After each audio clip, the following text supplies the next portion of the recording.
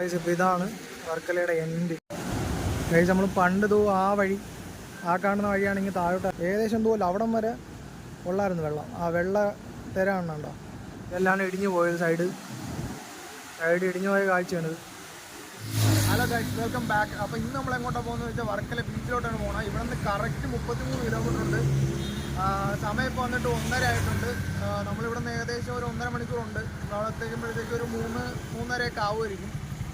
എന്തായാലും നമുക്ക് പോവാം. ബാക്കി കാഴ്ചകളോടെ കാണാം.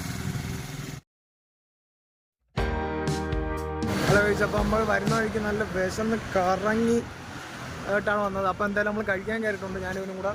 ഇവിടെ ആറ്റിങ്ങല്ല 3 മുക്ക് എത്തിയിട്ടുണ്ട്.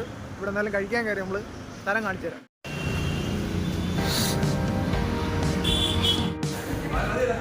ഹലോ ഗൈസ്, അപ്പോൾ നമ്മൾ ബിരിയാണിയൊക്കെ കഴിച്ച് ഇവിടെ നിന്ന് ഇറങ്ങിയിട്ടുണ്ട്. ബിരിയാണി കൊള്ളായിരുന്നു. ബിരിയാണി 2 ലൈമും കൂടെ വന്നിട്ട് 370 രൂപയായി.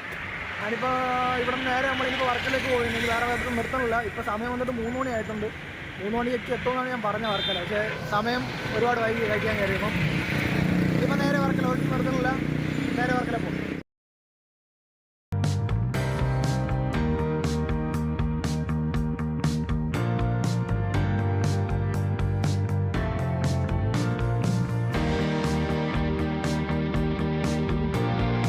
ഹലോ ഗൈസ്, അപ്പോൾ നമ്മൾ വർക്കല എത്തിയിട്ടുണ്ട്. ഇവിടെയാണ് വണ്ടിയൊക്കെ പാർക്ക് ചെയ്യണത്. പിന്നെ ഹെലിപാഡ് അതാണ് ആ H എന്ന് കൊടുത്തേക്കണം. അവിടെയാണ് ഹെലികോപ്റ്ററൊക്കെ ഇറങ്ങണം.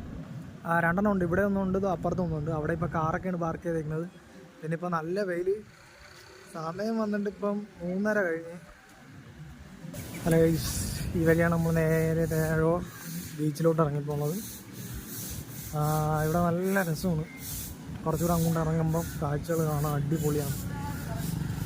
പിന്നെ വെയിലായതുകൊണ്ട് പൊതുവേ ഇത്തിരി തിരക്ക് കുറവാണ്. വൈകുന്നേരമൊക്കെ ഒരു 5 മണിയൊക്കെ കഴിയുമ്പം ഏകദേശം ആൾക്കാരൊക്കെ നല്ലതായിട്ട് വന്നു തുടങ്ങും.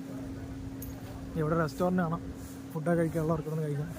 പോലീസ് എയ്ഡ് പോസ്റ്റ് ഉണ്ട്. ഇവിടെ നൈറ്റാണ് ഒത്തിരി ആൾ. നൈറ്റ് ലൈഫാണ് ഇവിടുത്തെ ഹൈലൈറ്റ് എന്ന് പറയുന്നത്. നമുക്കെന്തായാലും നമുക്ക് ഈ കാഴ്ചകൾ നമുക്കൊന്ന് കാണാം.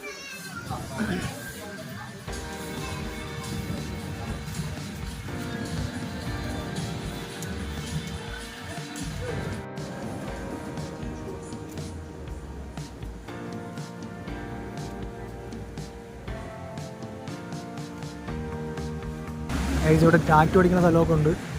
ഇതൊരു ടാറ്റു അടിക്കുന്ന കടയാണ്. അതിൻ്റെ മുകളിലല്ല താഴെ വന്നിട്ട് ചിക്കൻ. അങ്ങനെ കടകളിലേക്ക് പണികൾ നടക്കണേ ഉള്ളൂ. അപ്പോൾ ഇവരൊക്കെ വീണ്ടും ഒന്നേന്ന് പണിയൊന്നും പോകും. സീസൺ ആവാറായെന്നാണ് തോന്നുന്നത്.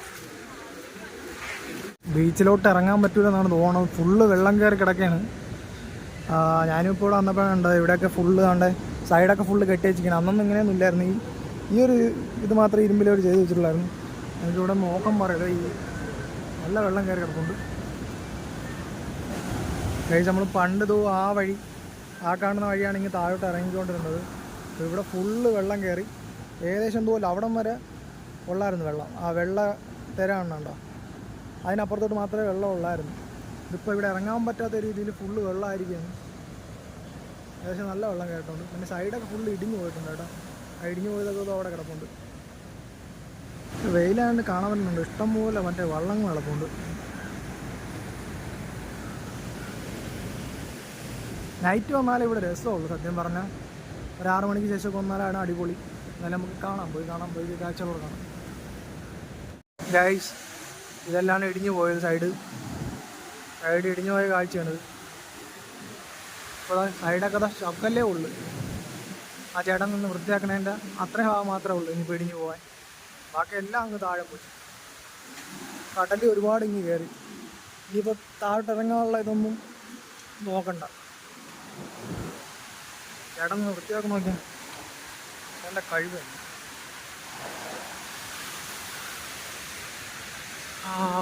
നടന്ന് തളർന്നു ഗൈസ്. കുറച്ച് നേരം ഇവിടെ നടന്ന്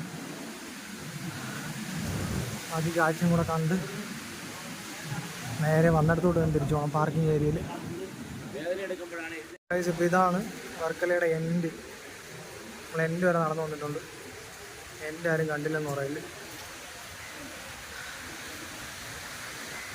അപ്പോൾ ഓക്കെ ബൈ, അടുത്തൊരു വീഡിയോ ആയിട്ട് വീണ്ടും കാണാം.